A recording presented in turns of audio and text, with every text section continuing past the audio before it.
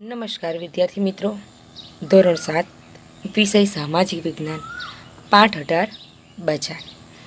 તો ચાલો વિદ્યાર્થી મિત્રો, આજે આપણે બજારમાં ફરવા જઈએ. તો કે તમે પેન, નોટબુક, પુસ્તકની ખરીદી કરવા માટે દુકાનમાં જતા હશો. તમારા ઘર માટે પણ ચીજવસ્તુની ખરીદી કરવામાં આવતી હશે. તમને થતું હશે કે આ બધી ચીજવસ્તુઓ કોણ બનાવતું હશે, કઈ રીતે આ વસ્તુઓ દુકાન સુધી પહોંચતી હશે, આ ચીજવસ્તુઓ ખરીદનાર કોણ હશે, આ ચીજવસ્તુઓ વેચનાર કોણ હશે. ચાલો મિત્રો, આજે આપણે આ અંગે અભ્યાસ કરીએ.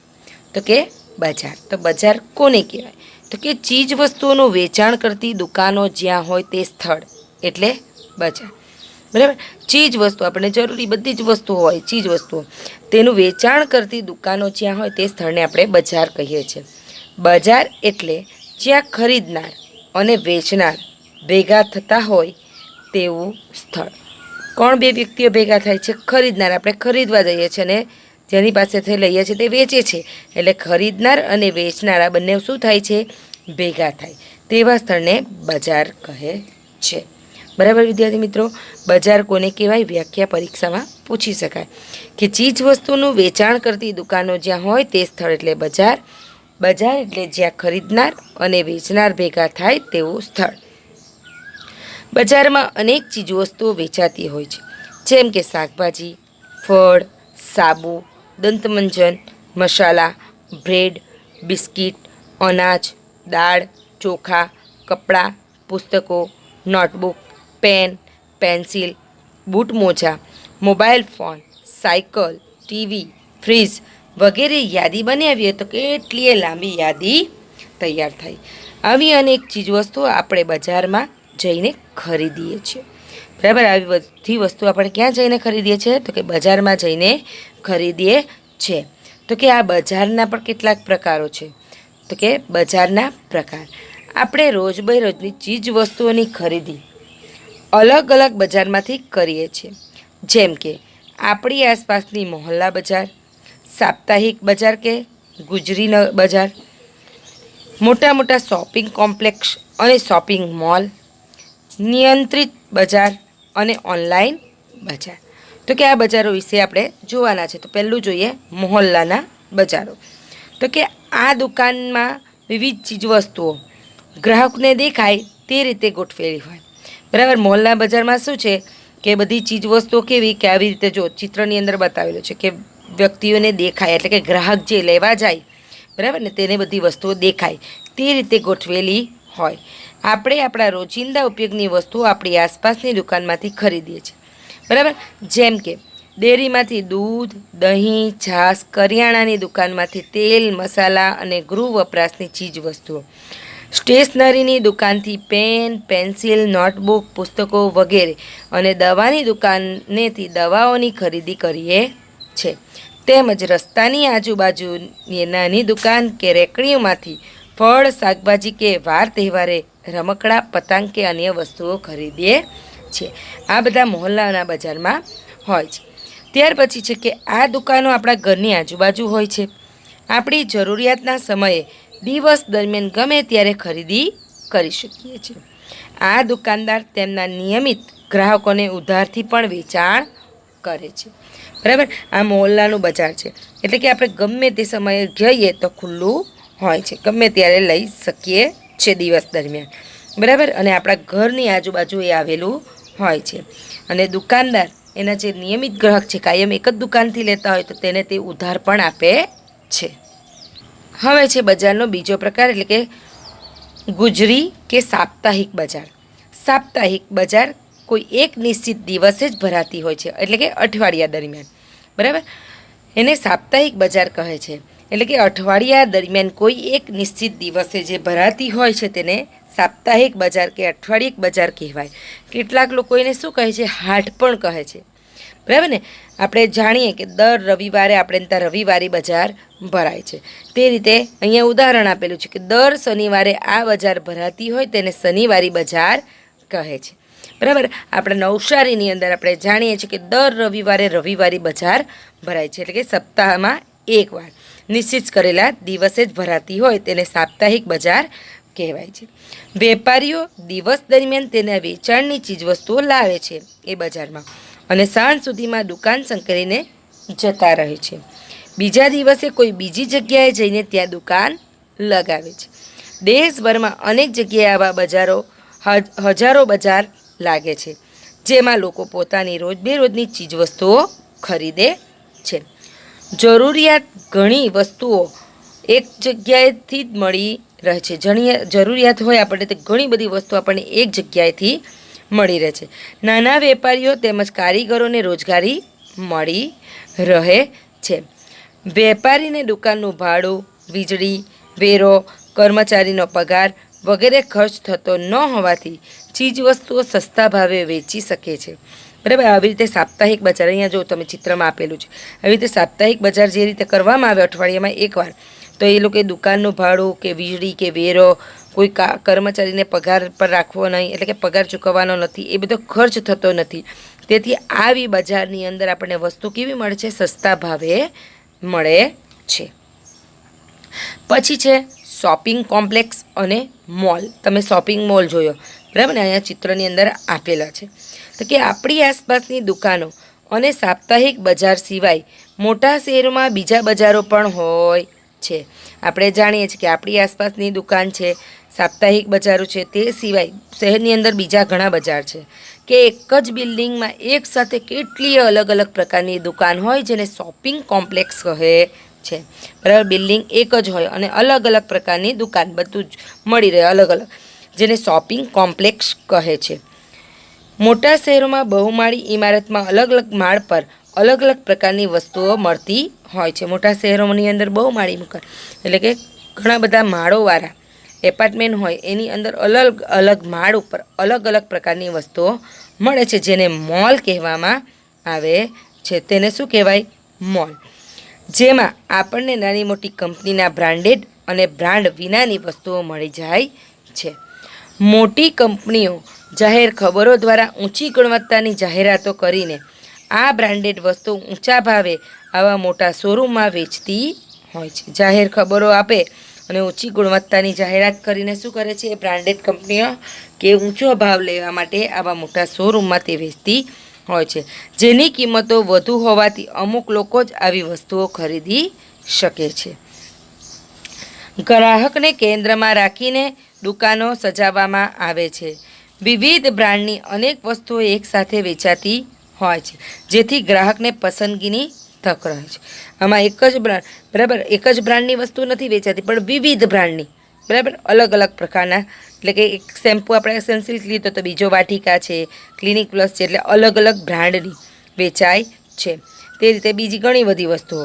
વાતાનુકૂલિત મોલમાં ગ્રાહક પોતાનો પૂરતો સમય આપીને વિશેષ છૂટ મળતી હોય તેવી વસ્તુઓ ખરીદી શકે છે. એટલે કે ઠંડક, એસી, વાતાનુકૂલિત, બરાબર ને, એમને અનુકૂળ આવે. એટલે કે એસીની અંદર એ લોકો પોતાનો પૂરતો સમય આપીને વિશેષ છૂટ મળે, બરાબર, કેટલા ડિસ્કાઉન્ટ છે, શું છે, એ બધું જોઈને ખરીદી કરી શકે છે. ગ્રાહકને વસ્તુની છાપેલી કિંમત પર વિશેષ વળતર આપવામાં આવે છે. જે કિંમત હોય છાપેલી તેના ઉપર પણ તેને વળતર આપવામાં આવે છે.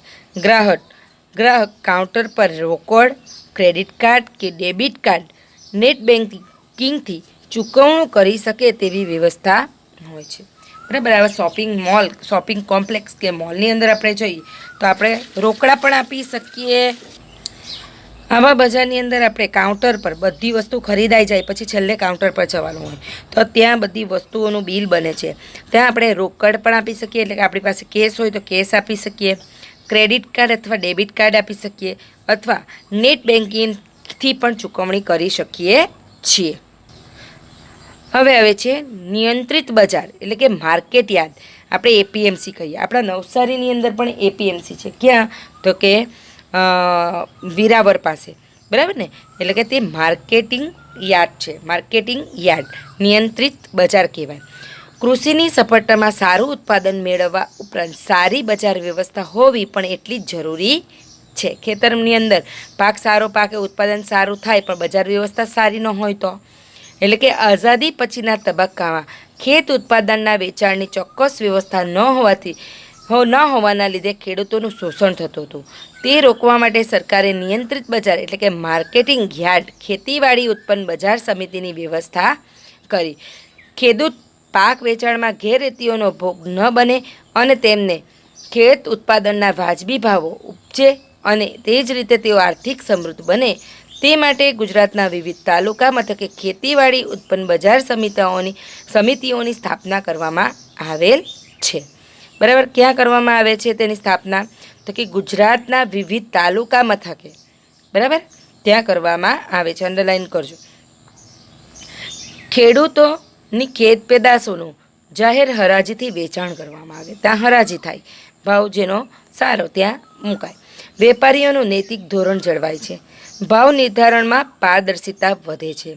ખેડૂતોને તેના ખેત ઉત્પાદનના વધુ સારા ભાવ મળી શકે છે. વેપારીઓને ચોખ્ખો અને સારો માલ એક જ જગ્યાએથી પૂરતા પ્રમાણમાં મળી રહે છે. વિવિધ સેવાઓ જેવી કે બેન્કિંગ, ધિરાણ, વીમો, ગોદામ, અન્ય સુવિધાઓનું નિર્માણ વગેરેની અમલવારી અસરકારક રીતે થાય છે. રેડિયો, વર્તમાનપત્ર, ટીવી તથા ઓનલાઈન મોબાઈલ ફોન પર ખેડૂતો ખેત પેદાશના દૈનિક બજાર ભાવ મળી રહે છે. બરાબર, આ બધા દ્વારા તેમને ખેત પેદાશ ની અંદર ખેડૂતોએ જે પાક લીધો છે તેનો દૈનિક ભાવ પણ જાણવા મળે છે. ખેડૂતને માર્કેટિંગ યાર્ડમાં રાત્રિ રોકાણ, નિવાસની સુવિધા, તેના પાકને સંગ્રહ કરવા ગોડાઉન વગેરેની સગવડ મળે છે. આ થઈ ગયું આપણું નિયંત્રિત બજાર એટલે કે માર્કેટિંગ યાર્ડ એપીએમસી. બરાબર, હવે પછીનો આપણે પ્રકાર જોઈએ ઓનલાઈન બજાર. હવેના સમયમાં ઓનલાઈન શોપિંગનું પ્રમાણ વધી રહ્યું છે. બજારમાં ગયા વિના જ આપણે કોમ્પ્યુટર, મોબાઈલ ફોન કે ટીવી પરથી ડિજિટલ પેમેન્ટ કરીને સીધી જ ખરીદી કરી શકીએ છીએ.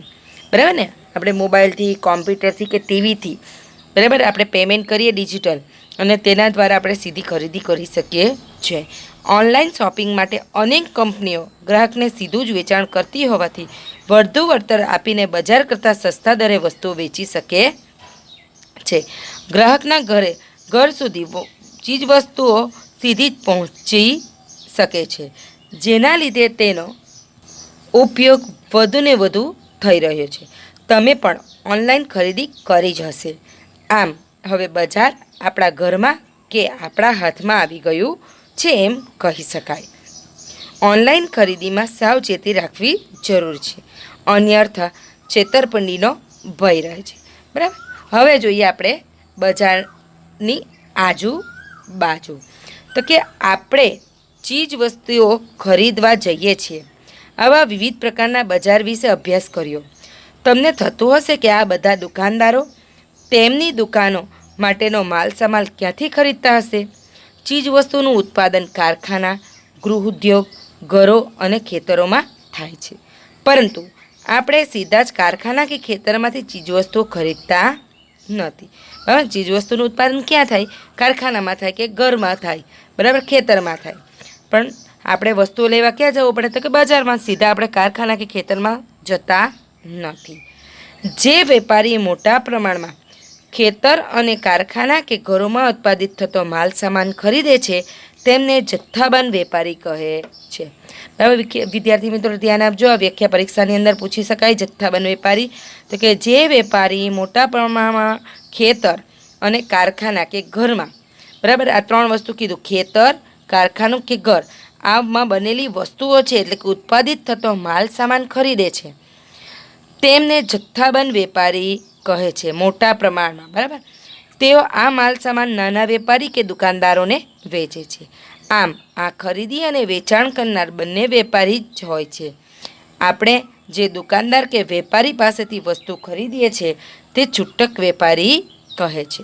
બરાબર, એટલે કે આપણે જે દુકાનદાર કે વેપારી પાસે ખરીદી કરીએ વસ્તુની તેને છૂટક વેપારી કહેવાય. ત્યારે પેલા કેવા વેપારી કહેવાય? જથ્થાબંધ વેપારી. બરાબર, જે ડાયરેક્ટ બધું ત્યાંથી મોટા પ્રમાણમાં ઉચકે છે. બરાબર, અને તે લાવીને એ માલ સામાન કોને આપે છે? નાના વેપારીને કે દુકાનદારોને વેચે છે. આમ ખરીદી અને વેચાણ કરનાર બંને વેપારી જ કહેવાય. ખેતરમાં ઉત્પાદિત થતી ખેત પેદાશના વધુ ઉત્પાદન માટે ખેડૂતો રાસાયણિક ખાતરનો ઉપયોગ કરે છે. આ ખાતર કેટલીક દુકાનોમાંથી ખરીદવામાં આવે છે. આ દુકાનદાર કારખાનામાંથી ખાતર ખરીદતા હોય. બાબા, ખેડૂતો દુકાનમાંથી ખરીદે, દુકાનદાર ક્યાંથી ખરીદે? કારખાનામાંથી.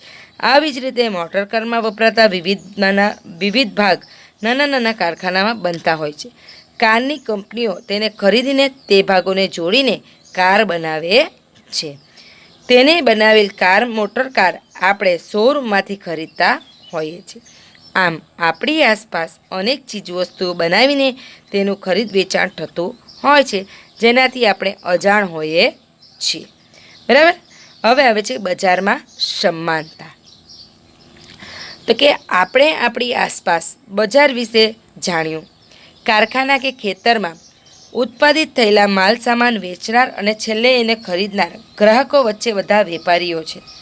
આપણે ગુજરી બજારમાંથી મોલ સુધીના દુકાનો અને દુકાનદારોની માહિતી મેળવી. આ બંને દુકાનદારો વચ્ચે એક મોટો ફરક છે. એક થોડા પૈસાથી છૂટક વેપાર કરનાર નાનો દુકાનદાર, બરાબર, એક થોડા પૈસાથી છૂટક વેપાર કરનાર નાનો દુકાનદાર, અને બીજો તેના મોલ કે કોમ્પ્લેક્સમાં વધુ નાણાં રોકનાર મોટો દુકાનદાર. તો કે નાના દુકાનદાર ખૂબ ઓછું વળતર મેળવી શકે છે, જ્યારે મોટા દુકાનદાર વધુ નફો મેળવે છે. તેવી જ રીતે ખરીદનાર વર્ગમાં પણ વિવિધતા છે. એવા ઘણા લોકો છે જેઓ રસ્તામાં મળતા માલ સામાન પણ ખરીદી શકતા નથી, જ્યારે ઘણા એવા લોકો છે જે મોલમાં મળતી મોંઘી વસ્તુઓની ખરીદી કરતા જોવા મળે છે. આમ આપણી આર્થિક સ્થિતિના આધારે આપણે કયા બજારના ખરીદનાર કે વેચનાર બનીશું તે નક્કી થતું હોય છે. ગ્રાહક તરીકે આપણે આપણી આસપાસ ક્યારેક મોટી ઉંમરની વ્યક્તિઓને નાની મોટી ચીજવસ્તુઓ વેચતા જોયા છીએ. આવા વૃદ્ધ પુરુષ કે મહિલાની ઉંમર આરામ કરવાની હોવા છતાં તેઓ ગરીબી કે મજબૂરીને કારણે રસ્તાની આજુબાજુ વસ્તુઓનું વેચાણ કરતા જોવા મળે છે.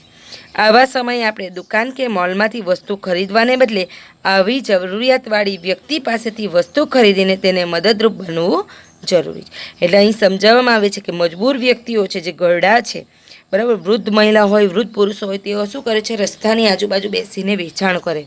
ત્યારે આપણે જો મોલમાંથી ખરીદીએ વસ્તુઓ, તેની જગ્યાએ આપણે એમની પાસે ખરીદીએ તો એમને 2 પૈસાની મદદ બની શકે. બરાબર વિદ્યાર્થી મિત્રો.